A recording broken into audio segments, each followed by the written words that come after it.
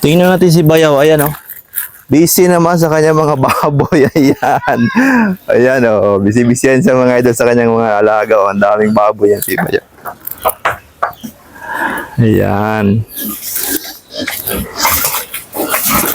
Daming alaga niya mga idol.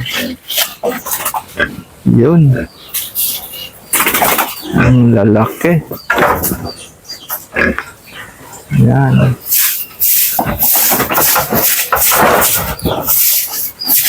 Yan, no? Yan yung mga kayamanan niya, mga idol.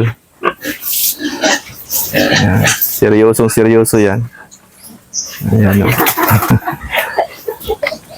Ayan. Sa kanya to lahat, mga idol, itong mga baboy dito. Ayan.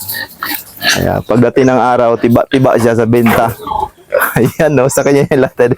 Ang dami, oh. Ayan, sa kabila, oh. Ilan yan, no? Lalaki na niya, no? Yun. Nako, laking pera niyan.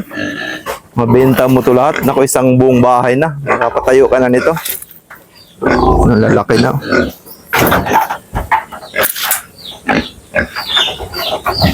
Yan, meron pa yan sa dulo, mga idol, oh. Meron pa yan siya doon. Yan, oh. Yan, marami pa yan dyan. Grabe, daming alaga ni Bayaw. Ang daming ari-arian. Ayan.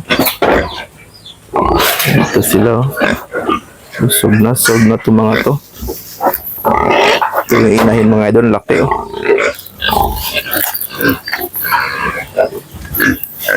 Ayun, dami, oh.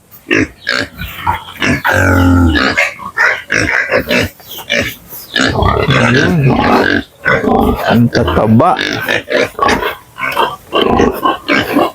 Meron pa sa unang mga idol. Meron pa yun dyan. Ang dami pa dyan.